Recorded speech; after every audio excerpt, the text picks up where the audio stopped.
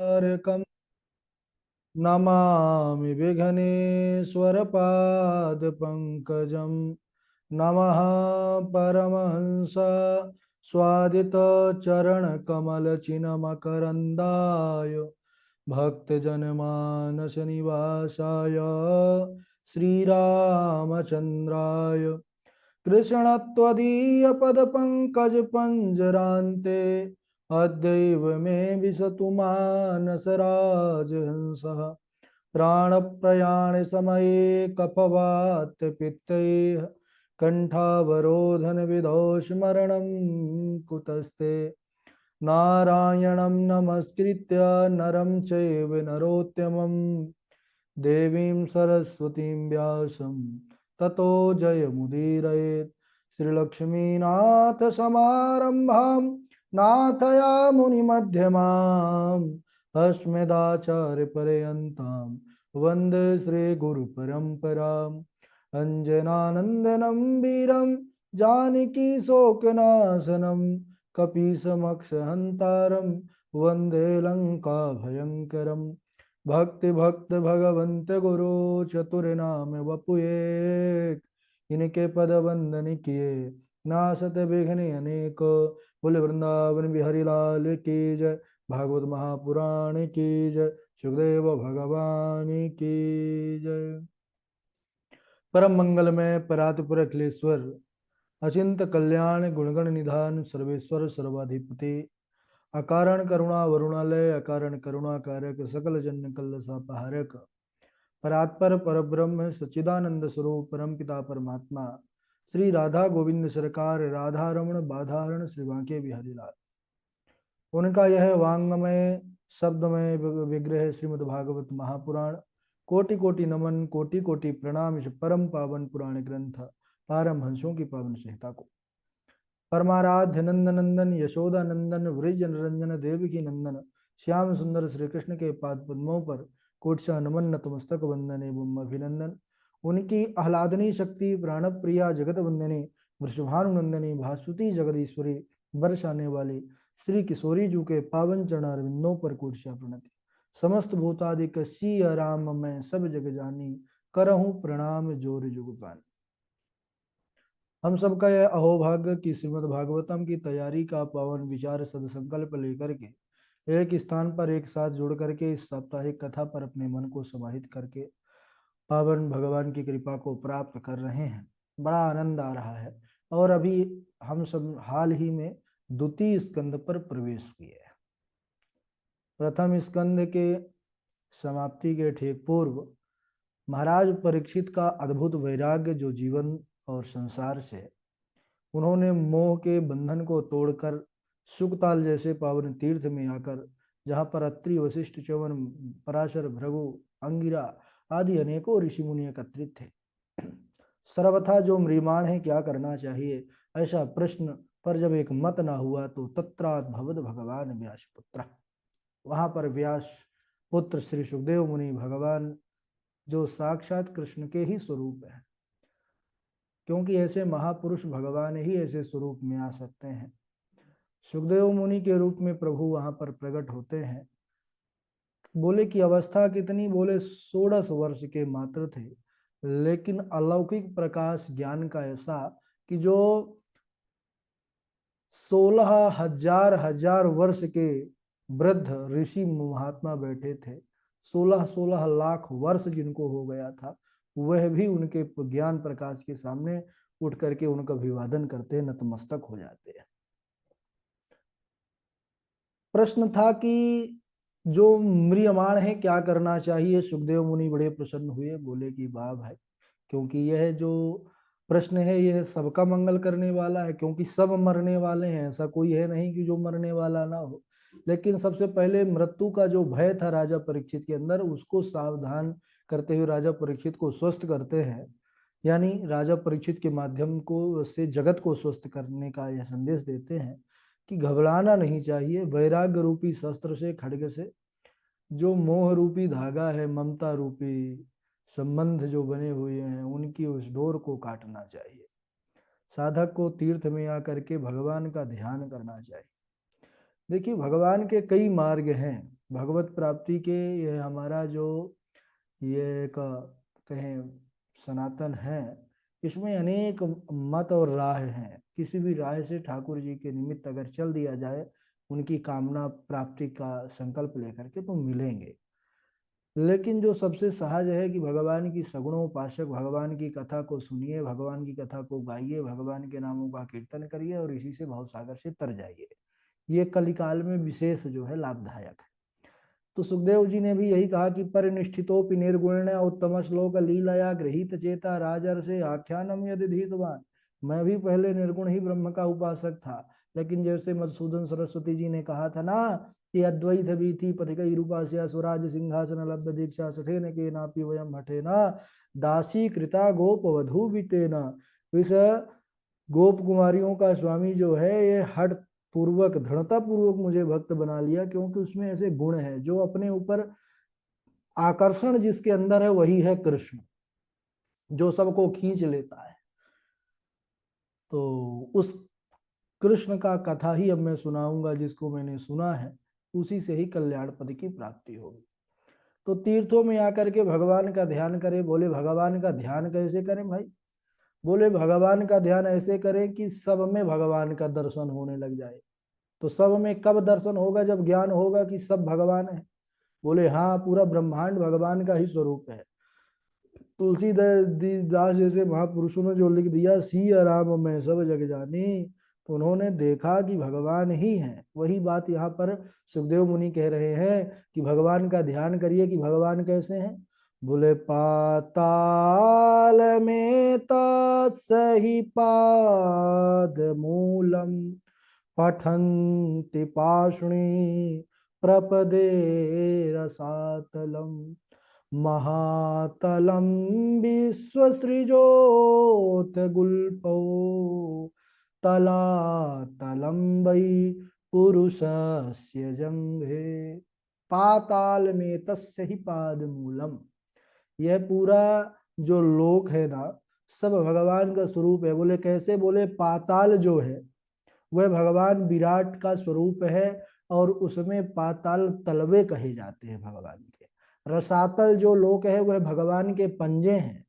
महातल एड़ी के ऊपर की गांठ है, और जो तलातल है यह पिंडलियां हैं भगवान। सुतल लोक जो है यह भगवान के घुटने कहे गए हैं, विराट भगवान का स्वरूप है। बीतल और अतल यह दोनों जंघाएं हैं। यह हो गया नाभि से नीचे का स्थान। नाभि जो है भगवान की यह भूवर लोक है। जो छाती है वह स्वर्ग लोक है। जो गला है वह महर लोक है। और मुख जो है वह जन लोक है। ललाट जो है तपोलोक है। और मस्तक जो है यह सत्य लोक है। इस प्रकार यह भगवान के 14 लोकों का स्वरूप पूरा ब्रह्मांड ही है। विराट भगवान के मुख से ही यह चारों वर्ण क्रमशः ब्राह्मणों से मुखमासीद बाहु, ब्राह्मण क्षत्रिय वैश्य अंतज आदि चारों वर्णों का प्रादुर्भाव हुआ है। यह भगवान के अंग ही हैं। तो कोई एक अंग बहुत महत्वपूर्ण है ऐसा नहीं कहा जा सकता, क्योंकि भगवान के सभी अंगों का ही उन पर पूरा जो है उनका ही स्वरूप है। और भगवान संपूर्ण ब्रह्मांड भगवान का ही स्वरूप है, ऐसा साधक को, भक्त को दर्शन करना चाहिए। तभी वह भाव आता है कि सिया राम में सब जगह जाने। सांसारिक पदार्थों के लिए जो भगवत भक्त हैं, साधक हैं, उनको ज्यादा परिश्रम नहीं करना चाहिए, क्योंकि जो ठाकुर जी को देना है वह अवश्य ही देंगे।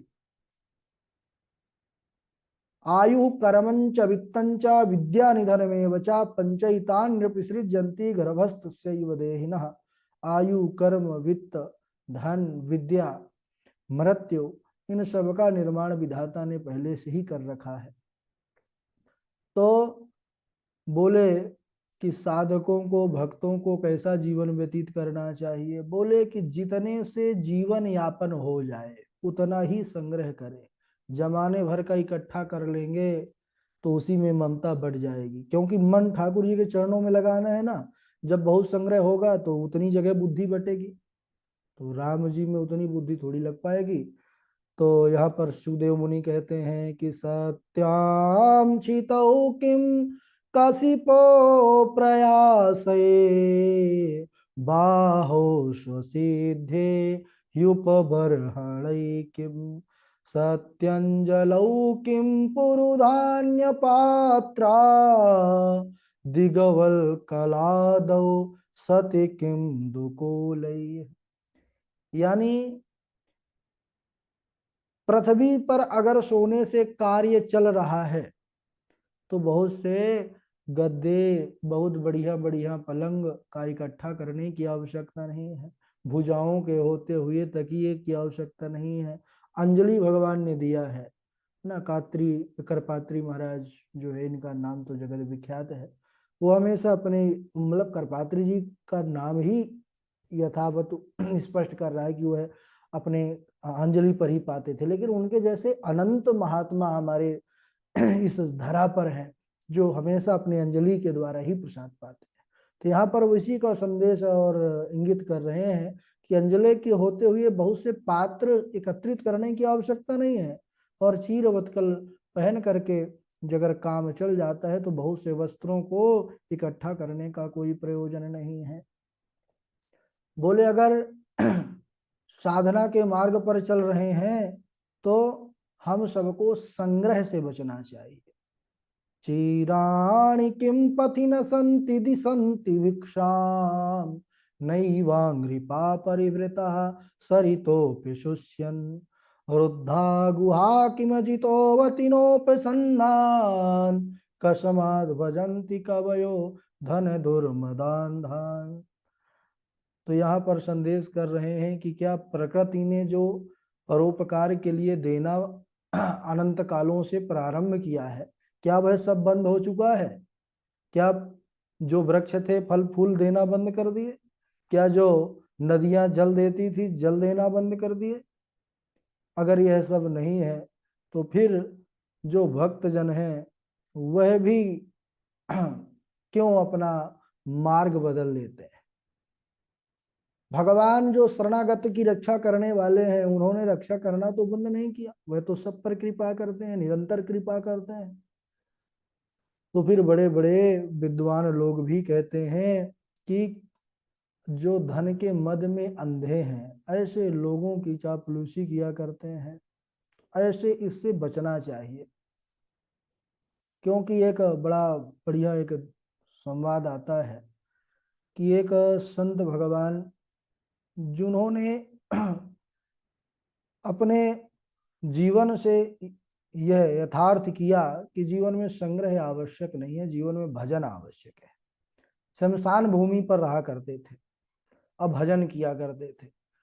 अच्छा, दिन रात भजन करते थे। गांव वालों ने देखा कि महाराज जी बहुत भजन करते हैं, तो भजन की यह महिमा है कि सब प्रभावित होते हैं भजन करने वाले से। बोले महाराज जी चलिए पास में ही नगर है वहीं रहिएगा। महाराज जी बोले क्यों, क्या करेंगे? बोले चलिए वहां महाराज नगर है, यहाँ शमशान में कोई नहीं रहता है, वहां बहुत लोग रहते हैं, वहां सबसे मिलिएगा। अरे बोले कि नगर में जाने से सब मिलेंगे है कोई गारंटी नहीं है भाई, ये गारंटी दे रहे हो कि सब मिल जाएंगे? बोले नहीं महाराज ये तो गारंटी नहीं दे सकते हैं, क्योंकि घर परिवार भरण पोषण के लिए कोई महाराज दिल्ली है, कोई सूरत है, कोई देश है, कोई विदेश है, सब कमाने धमाने में लगे। अच्छा, तो फिर क्या करेंगे जब सब लोग नहीं मिलेंगे? लेकिन बालको जिधर हम बैठे हैं ना, एक दिन यहाँ सबसे मुलाकात होगी, सबको यहीं आना है। अरे बोले धन्य महाराज जी। बोले ठीक है, आप अगर नहीं जाना चाहते, समझ गए कि आप भजन विशेष रूप से कर रहे हैं, तो हम आपके लिए कुछ इंतजाम कर दें गद्दे तकिए का, क्योंकि आप देखते हैं जमीन पर ही वहीं बैठते हैं, वहीं लेट जाते हैं। तो संत ने, अलमस्त संत ने बड़ा सुंदर जवाब दिया कि जमी पर लेट जाते हैं, सिराने हाथ रखते हैं, हम तो अपना गद्दा तकिया सदा ही साथ रखते हैं। बोले जमी पर लेट जाते हैं, यह धरती ही हमारे लिए पलंग है महाराज, और हमारे जो हाथ भगवान ने दिया है इसी को अपने सर पर रख लेते हैं, यही तकिया बन जाती है। तो ये तो सदा भगवान ने हमको शुरू से ही दे करके पठाया है, तो ज्यादा अच्छा, यह सदैव हमारे पास रखेंगे। आप जो लाओगे, पता लगा हमको कल जाना है, उसको ढो करके सर पर रख के बोझ बन बन जाएगा हमारे लिए। तो भजन में बोझ नहीं बने, लेकिन यह धरती तो ठाकुर जी की, जहां जाएंगे वहीं मिलेगी। और ठाकुर जी हाथ भी दिए हैं तो हाथ भी साथ ही रहते। बोले धन्य है महाराज। तो तात्पर्य यह है कि भक्तों को भी संग्रह से भजना चाहिए और भगवान का भजन करना चाहिए। अच्छा, भगवान का ध्यान करें तो कैसे हैं भगवान? बोले सबसे पहले भक्त के लिए नियम यह है कि भगवान के स्वरूप का ध्यान करें कि भगवान कैसे हैं। आसन पर बैठ जाएं और जैसे हमने मोहिनी छवि का दर्शन किया, जैसे वृंदावन में बिहारी जी का दर्शन कर लिया है, तो बिहारी जी की उस छवि को बार बार निहारने का आंख बंद करके प्रयत्न करें कि कैसे हैं बिहारी जी। राधा रमण का दर्शन किया तो उनको निहारे। हमारे राम जी कैसे हैं, राम जी का दर्शन करें आंख बंद करके।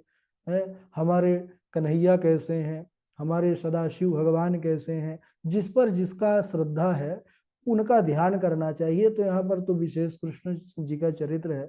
बोले भगवान का ध्यान करिए। हमारे प्रभु नारायण हरि कैसे हैं? बोले सुंदर उनका श्यामल वर्ण है, सशंख चक्रम सकरीत कुंडलम सपीत वस्त्रम सरसीरुहे क्षणम। वर्ण बोले मेघश्यामम पीत कौशेय वासम। मेघ के समान श्यामल वर्ण है प्रभु का। सुंदर चार भुजाएं हैं जिनमें शंख चक्र गदा पद्म, इन सब का दर्शन करिए कि भगवान के एक एक हाथ पर क्रमशः यह सब चिन्ह विद्यमान है। भगवान के सुंदर गले पर पीतांबर फहरा रहा है, भगवान के सुंदर घुंघलारे बाल हैं, अलकावलियां लटक रही हैं, भगवान के सुंदर गले पर बड़ा सुंदर वैजयंती की माला है, भगवान के गले पर कौस्तुभ मणि है। इस प्रकार भगवान के सुंदर स्वरूप का दर्शन करना चाहिए। भगवान के कमल के समान नेत्र हैं, भगवान का मुख कमल बड़ा सुंदर है, भगवान की छवि बड़ी सुंदर है। इस प्रकार राजा परीक्षित से सुखदेव भगवान कह रहे हैं कि साधक भक्त को इस प्रकार परमात्मा का ध्यान करना चाहिए। जब तक मन स्थिर ना हो जाए तब तक भगवान के प्रत्येक अंग प्रत्यंगों का ध्यान करना चाहिए। और फिर जब भगवान में मन रम जाए तो फिर क्या करना चाहिए? फिर बोले कि फिर वो साधक के ऊपर है। लोक में रहना चाहता है कि लोक को छोड़ना चाहता है? लोक में रहना चाहता है तो भजन करते रहे, अगर छोड़ना चाहता है तो दो क्रम बताए गए हैं छोड़ने के। एक सद्यो मुक्ति, दूसरा क्रम मुक्ति। यह बड़ा मोस्ट चरित्र है। सद्यो मुक्ति ही क्रम मुक्ति। सद्यो मुक्ति क्रम मुक्ति का तात्पर्य है कि पंच भौतिक शरीर को छोड़ना और पर ब्रह्म के परम धाम को प्राप्त करना। तो कैसे प्राप्त किया जाए? ये सद्यो मुक्ति क्या है, क्रम मुक्ति क्या है? तो सद्यो मुक्ति और क्रम मुक्ति नाम से ही स्पष्ट हो रहा है। क्रम मुक्ति यानी क्रमशः एक क्रम से, और सद्यो मुक्ति यानी परमात्मा से सीधा जो है तो दीदार हो जाए। बोले सद्यो मुक्ति ही जो साधक चाहते हैं वह अपने अंदर जो चक्र होते हैं इन चक्रों का सहयोग लेते हैं। बोले हमारे अंदर जो कौन कौन से चक्र हैं? मूलाधार, स्वाधिष्ठान, मणिपुर, अनाहत, विशुद्धि, आज्ञा चक्र। तो मूलाधार, स्वाधिष्ठान, मणिपुर, अनाहत, विशुद्धि और आज्ञा चक्र। सबसे पहले तो इन पांच जो हमारे अंदर चक्र हैं इनका प्राणवायु क्रमशः इनको ऊर्ध्वगमन करना पड़ता है वायु को। और फिर सहस्त्रार्ध, सहस्त्रार्ध होता है यहाँ पर ब्रह्मरंध्र जिसको कहते हैं। वहां से योगी लोग अपने प्राणों को, या जो हमारे अंदर प्राणवायु ज्योति स्वरूप जिसको आत्मा कहते हैं, वो यहीं से जो है तो उसको ऊर्ध्वगमन के द्वारा ब्रह्म का साक्षात्कार करते हैं। तो यहाँ पर वही बतलाया गया है कि जो इस भांति से क्रमशः स्वाधिष्ठान, मूलाधार, स्वाधिष्ठान, मणिपुर, अनाहत, विशुद्धि, इनसे प्राणवायु को ऊपर करते हुए आज्ञा चक्र में स्थित करें। आज्ञा चक्र हमारे जो है यहाँ पर होता है। और उसके बाद कुछ समय तक स्थित करते हुए परमात्मा उस ब्रह्म का चिंतन करते हुए फिर सहस्त्रार्ध का वेदन करके वही ब्रह्मरंध्र का स्थान, फिर शरीर आदि इंद्रियों से उस प्राणवायु को मुक्त करके उस ब्रह्म में स्थित कर देना। यह सद्यो मुक्ति है। ये सीधा। क्रम मुक्ति ही, क्रम मुक्ति में साधकों को कई स्थान पर जाना पड़ता है क्रमशः। ठीक उसी प्रकार समझेंगे। हमारे डॉक्टर श्याम सुंदर पराशर जी बड़े कुशल प्रवक्ता जी हैं और बड़े भगवत भक्त, बड़े विद्वान हैं। तो वो एक बात कहा करते हैं, कथा सुन रहे थे, कि इसको अगर समझाना चाहें लौकिक भाषा में तो एक ये समझें कि हाँ, जैसे कोई यात्रा है हमारी दिल्ली से मुंबई के लिए, तो एक सद्य मुक्ति यात्रा होगी ही, सीधे फ्लाइट जो मुंबई से दिल्ली से सीधा मुंबई जाने वाली है, और एक होगी ट्रेन जो क्रम मुक्ति है। वह क्रमशः कई स्टेशनों पर रुकते रुकते, जाना दोनों को है लेकिन थोड़ा समय में और रुकने में कई स्टेशनों से गुजर करके रुकते रुकते जाएगी स्थानों से, और सद्य मुक्ति वाला साधक सीधा यह आज्ञा वो अपने चक्रों पर विजय प्राप्त करके और प्राणवायु को ऊर्ध्वगमन करते हुए सीधा ब्रह्म का साक्षात्कार कर लेता है। क्रम मुक्ति में ये बोले सिद्ध लोग जो होते हैं, है ना, सिद्ध, देखिए दोनों ही योगी और ये सिद्ध, ये दोनों की जो मुक्ति है यह कोई भक्त और साधक ही कर सकता है, क्योंकि ये दोनों मुक्ति ये अलौकिक है। तो इसमें क्या करना पड़ता है, बोले कि साधक योगियों की भांति, जिसके पास समस्त सिद्धियां भी प्रकट हो जाती है महाराज, वह क्रम मुक्ति का आश्रय लेता है। शरीर और मन इंद्रियों के साथ वह अग्निलोक में साधक पहुंचता है। वहां पर जो उसके बचे कुचे मल होते हैं, क्योंकि मल यानी कहेंगे हमारे कई जन्मों के जो पाप हैं, वह भी वहां जा करके वह निष्पाप हो जाता है, सारे क्लेश और पाप उसके नष्ट हो जाते हैं, क्योंकि भगवान के धाम वही जा सकता है जो समस्त पाप और पुण्यों से रहित हो चुका है। वहां से साधक शिशुमार चक्र में पहुंचता है और वहां पर स्थित रहता है, लेकिन जब प्रलय कालीन अवस्था आती है और शेष नाग के मुख से भयंकर अग्नि रूपी ज्वाला निकलती है, उस समय फिर वह साधक सत्यलोक ब्रह्मलोक को प्राप्त कर लेता है। लेकिन जो क्रम मुक्ति वाले साधक है ना, यह बार बार इनका आवागमन इस धारा पर लगा रहता है। क्यों लगा रहता है, बोले हमने सुना है भाई कि बड़ा कष्ट होता है जन्म में, गर्भवास समम दुखम न भूतो न भविष्यति, तो फिर ऐसे साधक क्यों जन्म लेते हैं। बोले ऐसे साधक महाराज संसार के कल्याण के लिए महापुरुषों के रूप में अवतरित होते हैं। जब ये घर गृहस्थी में फंसे हुए अज्ञानियों को, पृथ्वीवासियों को देखते हैं, तो उस गर्भ के कष्ट को सह करके भी अपना स्वयं, उनका कल्याण तो पहले से ही रहता है, तो जगत का कल्याण करते हुए, इसीलिए फिर कई बार ऐसा हमने महापुरुषों, हमारे देश में तो ऐसे ऐसे महापुरुष हुए जिनका हम लोग विचार करने में बड़ा आश्चर्यचकित होता है कि इनका ऐसा विचार व्यक्तित्व कैसे हो सकता है। तो ये सब वही पहुंचे हुए भगवत भक्त हैं जो ब्रह्मलोक से हमारे लिए अवतरित होते हैं, जन्म लेते हैं। बोले वृंदावन बिहारी लाल की जय। तो इसको और अच्छे से समझेंगे। अगले दिवस, आज समय हो चुका है भाई, अभी समय की तरफ ध्यान गया है, तो अगले दिवस इस पर और चर्चा करेंगे, ठीक है। चलिए बारी बारी से श्लोक सुनाएंगे।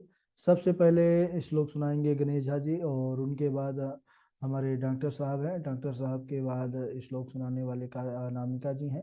अनामिका जी के बाद श्लोक अखिलेश द्विवेदी जी सुनाएंगे, पूर्वी हैं। और उनके बाद ऋचा पांडे जी हैं। ऋचा पांडे के बाद सुप्रभा जी हैं। सुप्रभा जी के बाद सुष्मिता त्रिपाठी जी हैं, विद्यासागर जी हैं, नियति जी हैं, अमित कुमार जी हैं, देवेश जी हैं, वैभव जी हैं, राजा राम जी हैं। और ठीक है, अभी तो इतने ही लोग हैं। और हाँ, श्री वेद प्रकाश नाथ जी भी जुड़ चुके हैं हमारे साथ, मोहित कुमार जी हैं। चलिए स्वागत है, प्रारंभ करेंगे। गणेश झा जी, पूर्वी भी जुड़ी हुई है, पूर्वी सुना दीजिए तब तक, फिर झा जी आपके बाद सुना देंगे। राधे राधे गुरु जी, प्रणाम। हाँ। अतः पृच्छामि संसिद्धिं योगिनां परमं गुरुं पुरुषेयः यत्कार्यं मिर्यमाणशिशर्वथा यत् श्रोतव्यमथो जप्तं यत् कर्तव्यं नभि प्रभो स्मर्तव्यं भजनीयं वा भूनि यद्वा विपर्ययम् वार्याणे शते प्रश्ना क्रतो लोकहितं नृप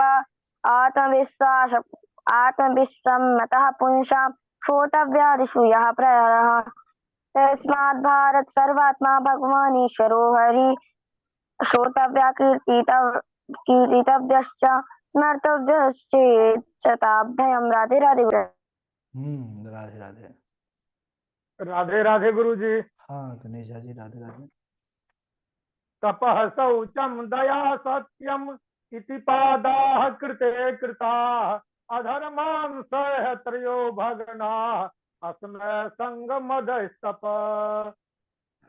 केचिद कल्पवसना आहुरात्मानमात्मनः दैव मन्ये परे कर्म स्वभावमपरे प्रभुम् अतः पृच्छामि संसिद्धिं योगिनां परमं गुरुं पुरुषस्येह यत् कार्यं म्रियमाणस्य सर्वथा यत् श्रोतव्यं मथो जप्यं यत् कर्तव्यं नृभिः प्रभो असमर्तव्यं भजनीयं वा ब्रूहि यद्वा विपर्ययम् वरीयाने सते प्रश्नः कृतो लोकहितो नृपा आत्मविद सम्मतः पुंसां श्रोतव्यादिषु यः परः तस्मात् भारत सर्वात्मा भगवानेश्वरो हरि श्रोतव्यः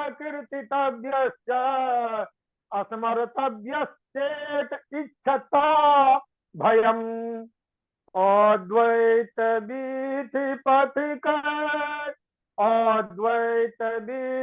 पथिकैरुपास्या स्वराज सिंहासनलब्ध दीक्षा तथेन केनापि वयं हठेन दासीकृता गोप वधूभितेन इदानीं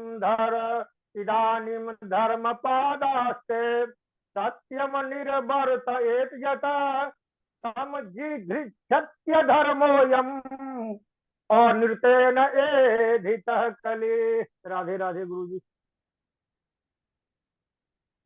बहुत सुंदर। हमारे जाजी के बाद डॉक्टर साहब सुनाएंगे। गुरु जी प्रणाम। हाँ राधे राधे। अतः प्रक्षामि संसिद्धं योगिना परम गुरुं पुरुषस्य ये यत् कार्यं क्रियमाणस्य सर्वदा अतः प्रक्षामि संसिद्धे योगिनां परम गुरु पुरुषस्य यत् कार्यं क्रियमाणस्य सर्वदा वरीयानेषु ते प्रश्न कृतो लोकहितं नृपे आत्मवित् सम्मत पुषां श्रोतव्यादिषु सेवरः तस्माद् भासते भारते सर्वात्मा भगवानीश्वरो हरि श्रोतव्य कीर्तितव्यश्च स्मृत्यश्चेत् स्वाभयम्। राधे राधे गुरु जी। हाँ राधे राधे। डॉक्टर साहब अनामिका शर्मा जी हैं, फिर अखिलेश द्विवेदी जी हैं। अनामिका शर्मा जी नहीं सुन पा रही हैं, ऋचा पांडे जी हैं। गुरुजी आज नहीं, मैं कल सुना दूंगी। आज ही आई हूँ मैं, तो तैयार नहीं कर पाई हूँ। चलिए चलिए ठीक है। ऋचा पांडे। राधे राधे गुरुजी प्रणाम।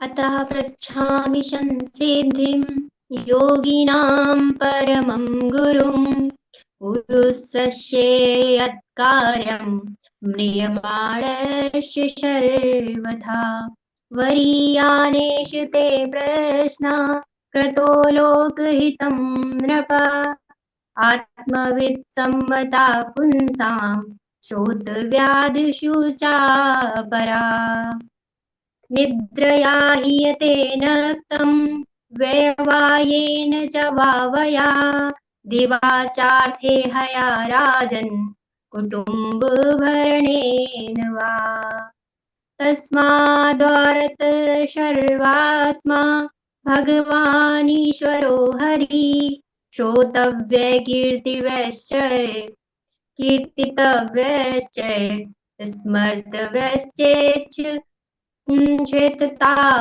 भयम्। राधे राधे गुरु जी। राधे राधे। अखिलेश द्विवेदी जी गुरु स्वागत जी किसी वक्तव्य है किसी का क्या आज? है। वक्तव्य तो जिनका था तो उनका स्वास्थ्य गड़बड़ है।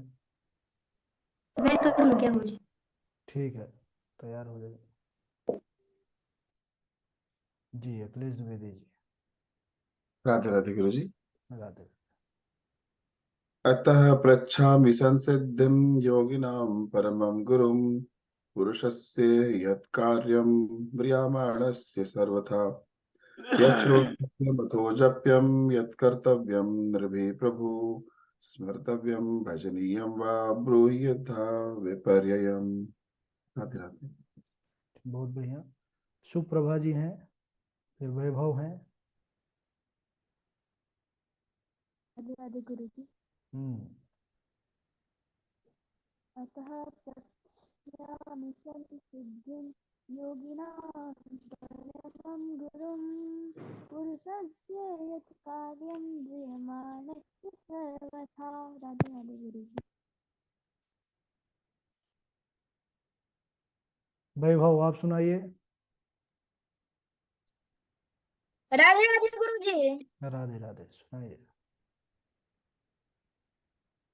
अतः पृच्छामि संसिद्धिं योगिनां परमं गुरुशस्य यत् कार्यं म्रियमाणस्य सर्वथा यत् श्रोतव्यमथो जप्यं यत् कर्तव्यं नृपा स्मर्तव्यं भजनीयं वा ब्रूहि यद्वा विपर्ययं वरीयानिशति प्रश्न कृतं लोकहितं नृप आत्मवित्सम्मतः पुंसां श्रोतव्या ऋषयः परः